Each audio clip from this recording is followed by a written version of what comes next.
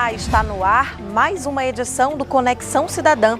Este é o nosso programa de número 20. Até aqui nós já gravamos mais de 600 minutos de muito conteúdo com conhecimento para você, em especial para os estudantes que se prepararam ao longo do ano para o Enem, o Exame Nacional do Ensino Médio.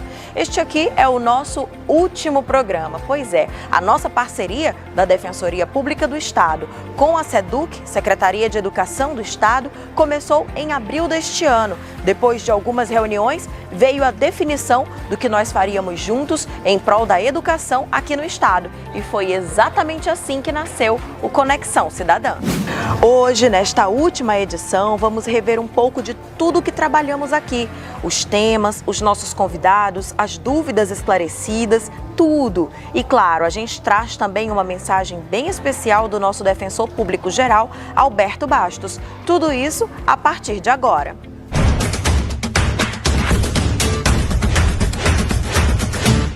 Em geral, a gente começa o Conexão Cidadã com uma história inspiradora para lhe mostrar que a Defensoria Pública atua em prol da dignidade daqueles que mais precisam. Por isso, ao todo, nós tivemos 20 histórias bem legais em que os protagonistas são cidadãos como você e eu, gente que acredita na justiça. Veja!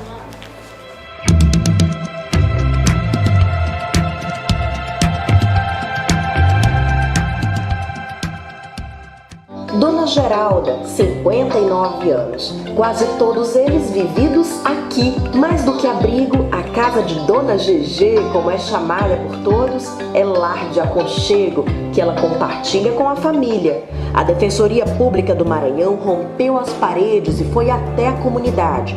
Com a unidade móvel da DPE e o trabalho do Núcleo de Defesa do Consumidor, os moradores viram problemas de consumo serem resolvidos. Aos 59 anos, Mirela Tatielli celebra o orgulho de ser quem sempre foi. Ela nasceu em um corpo masculino, no interior do Maranhão.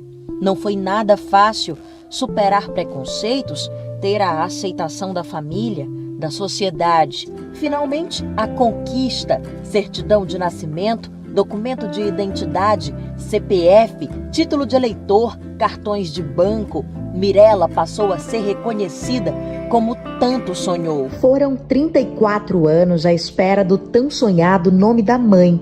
Filha de pai paraibano e mãe maranhense, Viviane passou a vida com a angústia de não ter o nome materno na certidão de nascimento. Essa história mudou mais rápido do que Viviane imaginava. Foi agora, em plena pandemia, quando ela decidiu buscar ajuda da Defensoria Pública do Maranhão. A gente nunca acredita que em plena pandemia a gente vai conseguir uma mãe no documento, mas eu consegui em menos de um mês ter o nome dela. Ele é o reizinho da casa. Aos 6 anos, Ícaro Elvis tem todo o amor e cuidado da família que o acolheu desde os primeiros dias de vida. Aí foi, quando os 3 dias ele chegou a mim, foi a felicidade total, completa, todos nós. Uma oportunidade muito boa para mim é fazer um novo começo na minha vida, né? É aprender novas coisas, aprender a lidar com pessoas. Esse não é só o primeiro dia em um novo emprego. Para este jovem de 19 anos, é um marco. Depois de se envolver em um ato infracional na adolescência, agora ele começa a cumprir a medida socioeducativa, trabalhando pelos próximos meses na Defensoria Pública de Passo do Lumiar. A Defensoria Pública do Maranhão também contribuiu para a concretização dos direitos dessas famílias terem uma moradia digna, desde o auxílio na identificação e no cadastro dos moradores, até o acompanhamento das obras sempre que necessário.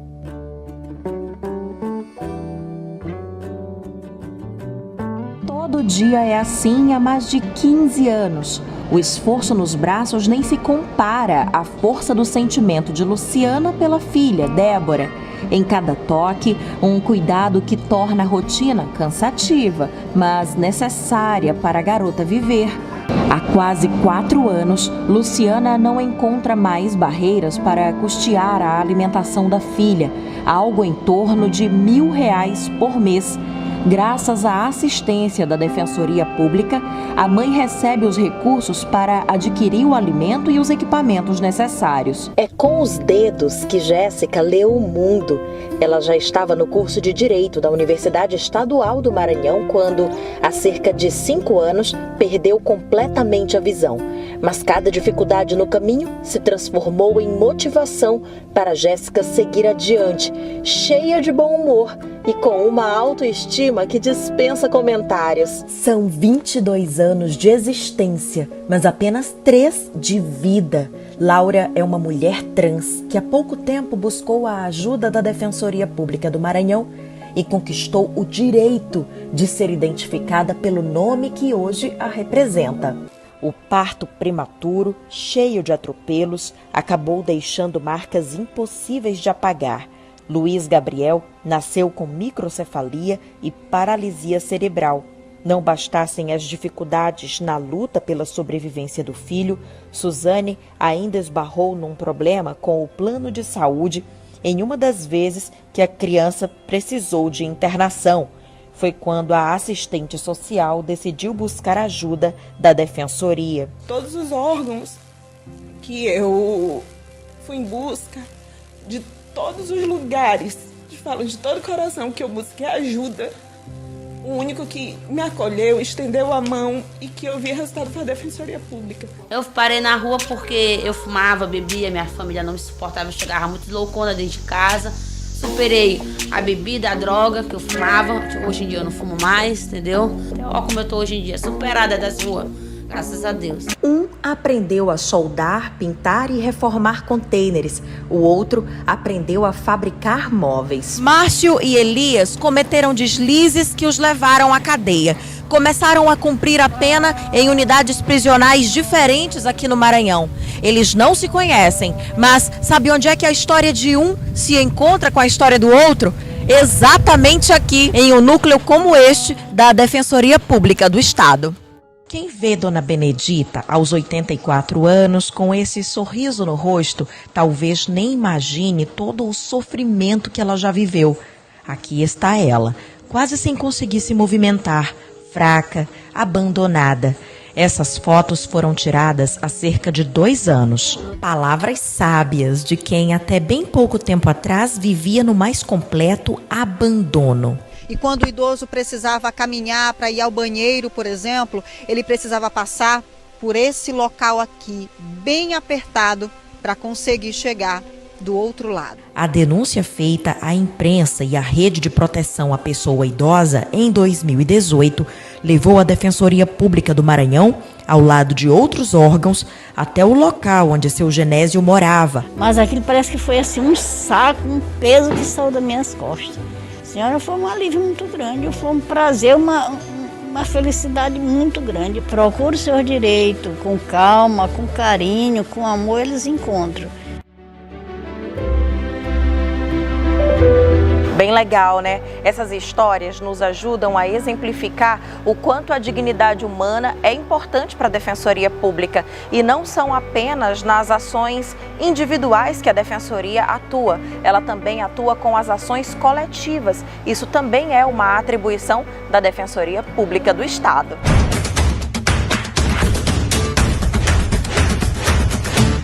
Bom, e já que a gente está falando sobre retrospectiva, um quadro que fez muito sucesso aqui no Conexão Cidadã foi o Hora da Redação com o Olhar da Defensoria.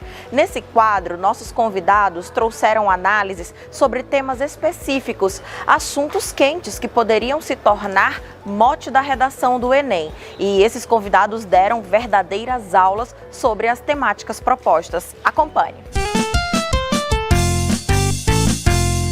A temática que nós vamos tratar será o saneamento básico. Eu preciso fazer uma introdução sobre o que é saneamento básico para depois a gente desenvolver alguns tópicos argumentativos. Em primeiro lugar, é importante conceituar. O direito a saneamento básico é um direito e garantia fundamental. Ele é inerente ao direito humano do cidadão. Mas o que são direitos humanos? Vocês já pensaram sobre isso? O que é que caracteriza um direito como humano? Olha, os direitos humanos são uma ferramenta de construção da cidadania, uma ferramenta de defesa da dignidade da pessoa humana. Essa expressão, dignidade da pessoa humana, ela é essencial que apareça em seus textos, porque ela é a base fundamental dos direitos humanos. Supondo que o tema seria homeschooling, primeiro é importante você falar sobre o que é o homeschooling. O homeschooling, ele não se trata apenas da educação das crianças assistirem aula em casa, não é isso. Homeschooling é quando a criança não tem qualquer vínculo com uma instituição de ensino e são os pais que são responsáveis por toda a educação. O lugar de criança e do adolescente, o desenvolvimento saudável deles é com o brincar, é na escola. Então pense você um trabalho infantil penoso, braçal, uma criança em desenvolvimento, um corpo ainda que está em formação. Então isso ergonomicamente causa vários prejuízos. Instrumento de democracia direta que nós temos no Brasil é o referendo, que é essa em que o Congresso Nacional pega uma lei que existe e pergunta à população se ela acata ou se ela rejeita, e o plebiscito, que é antes de ter um instrumento normativo, o Congresso chega lá e pergunta a opinião popular. As empresas têm se valido, algumas empresas têm se valido, né, deste grande momento de dificuldade para aplicar ainda mais golpes em consumidores. São as chamadas fraudes financeiras.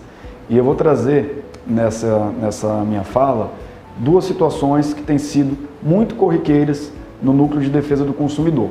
E nós vamos percebendo que essa cultura do cancelamento, ela não é nova, ela é até muito antiga. Quem aqui não se lembra de Judas Iscariotes? Sim, aquele discípulo que traiu Jesus, aquele discípulo que ficou famoso pelo beijo da traição. Até hoje nós malhamos o Judas, até hoje ele está cancelado. Uma diversidade de aspectos em relação à Lei Maria da Penha. É uma lei fantástica, é uma lei que ainda está sendo aperfeiçoada, é uma lei que não é perfeita, a gente tem várias alterações, teve nos últimos tempos, é uma lei que já trouxe mudanças, que já trouxe muitas conquistas e muita transformação para a vida das mulheres. E se forma uma ideia, uma ideologia de que a mulher tem superpoderes, é super-heroína, de que ela tem mais facilidade de fazer essas coisas do que o homem. E isso legitima a superexploração das mulheres. Isso tem como consequência que elas tenham menos tempo para cuidar de si próprias e da sua qualificação. Abordar alguma questão étnico-racial falando sobre o colorismo é importante e demonstra esse conhecimento. O colorismo é um termo utilizado para designar esse processo de diferenciação das pessoas negras de acordo com o seu tom de pele. Você sabe o que é intolerância, o que é respeito? Vamos conversar um pouco sobre o assunto. O que significa religião? Qual o papel da religião? Ken Wilber tem uma obra intitulada O Deus Social. E nessa obra ele nos apresenta mais de 10 conceitos de religião. A gente verifica que a população do nosso país, ela vem envelhecendo. Isso é um fenômeno não só do Brasil como do mundo, né? Logicamente nós não poderíamos estar fora desse fenômeno, desse evento mundial. Então o que a gente verifica? Que com o passar do tempo tende-se a ocorrer um envelhecimento cada vez maior da nossa população, o que vai gerar cada vez mais uma demanda por proteção aos direitos das pessoas idosas. A gente aprendeu bastante, não foi? Inclusive, este ano, o tema da redação do Enem foi Invisibilidade e Registro Civil, a garantia de acesso à cidadania no Brasil. A gente não chegou a analisar esse tema especificamente nas aulas do Olhar da Defensoria, mas é preciso destacar que a missão da Defensoria inclui essa luta também. Luta que, aliás, trouxe para a Defensoria Pública Maranhense o prêmio Inovare. Na nossa página no Instagram tem um post bem legal sobre isso. Acesse!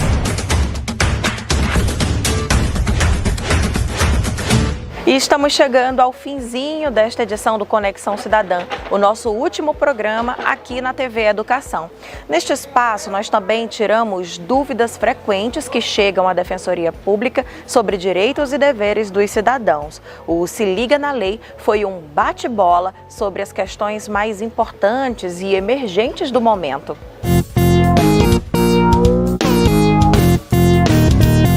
Tarifa social de energia elétrica é algo que é fácil de obter? Como se faz para o cidadão obter? Em primeiro lugar, é importante dizer que a tarifa social de energia elétrica é um benefício que concede descontos de 10% a 65% na conta de luz das famílias carentes. E são considerados carentes aqueles que são inscritos no CAD único, Cadastro Único. Então, toda e qualquer família que tem uma renda de até renda per capita, renda por cada integrante da família de até meio salário mínimo, eles podem estar inseridos no Cadastro Único. E para se inserir no Cadastro Único, basta procurar o Centro de Referência de Assistência Social, chamado como CRAS, da sua região. A igualdade de gênero prevista no artigo 5º da Constituição Federal abarca as pessoas trans? Ótimo. Como a gente falou no bloco anterior, a Constituição Federal fala que homens e mulheres são iguais perante a lei. Claro que quando isso foi construído, quando esse texto foi construído, apesar de já existir uma forte população LGBT, não havia um movimento tão forte e organizado no Brasil. Então, pode ser que as pessoas interpretem que a igualdade é entre gêneros, entre homem e mulher. Mas não é essa a interpretação que a gente deve dar, principalmente numa redação e na nossa vida cotidiana. A igualdade é entre pessoas. É um direito dessa família, dessa criança, estudar realmente numa escola pública perto da sua casa? Sim, é um direito. O Estatuto da Criança e do Adolescente estabelece que a criança deve estudar e essa escola deve ser preferencialmente perto do seu domicílio para facilitar o deslocamento da criança, a rotina dos pais. O Estado, a legislação procura facilitar a educação. Então é um direito da criança estudar na escola mais próxima da sua casa, sim. O que são exatamente essas medidas? É bom a gente explicar para o público quem tem direito, como conseguir.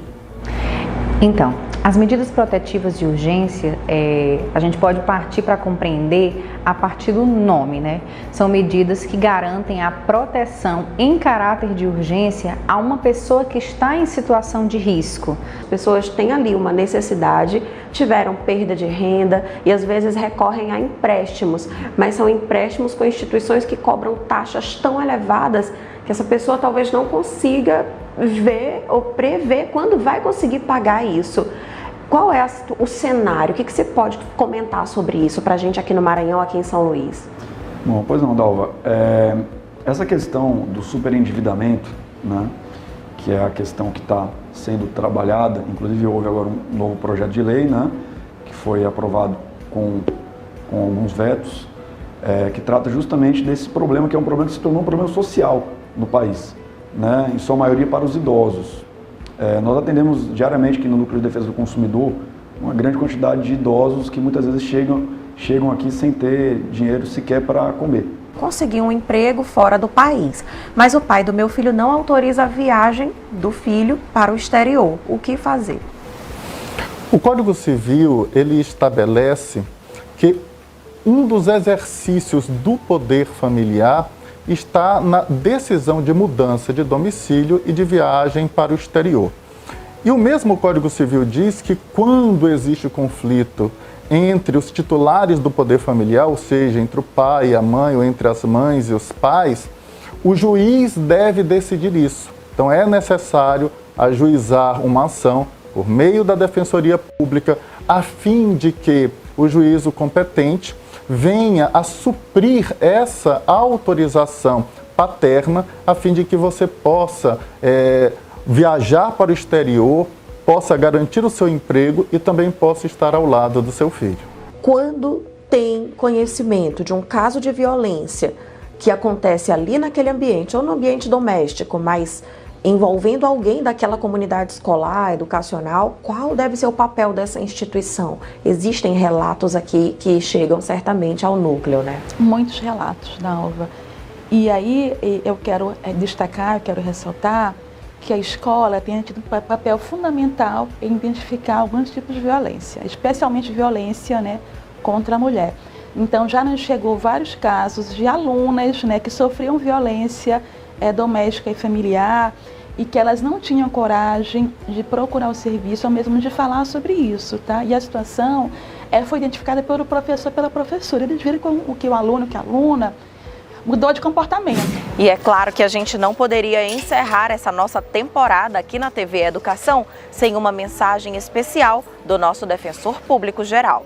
A Defensoria Pública do Estado e a Secretaria de Educação já tem uma parceria de longa data. Posso aqui exemplificar a capacitação para professores e também um termo de cooperação para aumentar o número de beneficiários do Tarifa Social e este agora o programa Conexão Cidadã, que permitiu que a gente levasse conhecimento aos alunos da rede pública, mesmo no momento de pandemia. A Defensoria Pública, nos últimos 6 meses, exibiu mais de 20 programas voltados para a educação e direitos, contribuindo, assim, para o empoderamento da população por meio do conhecimento e, ao mesmo tempo, desincumbindo do dever de promover educação e direitos. A gente só tem a agradecer aos defensores públicos que participaram do programa e, principalmente, à Secretaria Estadual de Educação, que nos permitiu esse espaço, nos priorizou esse espaço de grande relevância para que a gente possa cada vez mais levar conhecimentos relacionados aos direitos e garantindo assim que a população tenha ferramentas de conhecê-lo e como buscá-lo. Então, nosso momento agora é de externar a nossa gratidão e agradecimento a toda a equipe da Secretaria de Educação e que nós manteremos a nossa função de cada vez mais difundir a educação e direitos, empoderando a população. E é nesse clima que a gente encerra o último Conexão Cidadã na TV Educação. Esse programa foi produzido por nós da Defensoria Pública do Estado em parceria com a SEDUC, Secretaria de Estado da Educação. Você gostou do que viu até aqui? Escreve pra gente. Manda uma mensagem nas nossas redes sociais, @DefensoriaMA. Muito obrigada por sua audiência hoje e em todos os outros dias. Uma ótima semana para você e até a próxima oportunidade. Tchau!